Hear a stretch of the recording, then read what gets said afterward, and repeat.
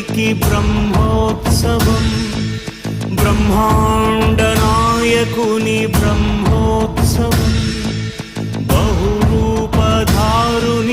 బ్రహ్మోత్సవం, శ్రీభూసతులతో శరణాగతులతో, శ్రీభూసతులతో శరణాగతులతో, ఏడు కొండల పైన చక్కగా బ్రహ్మరూపుని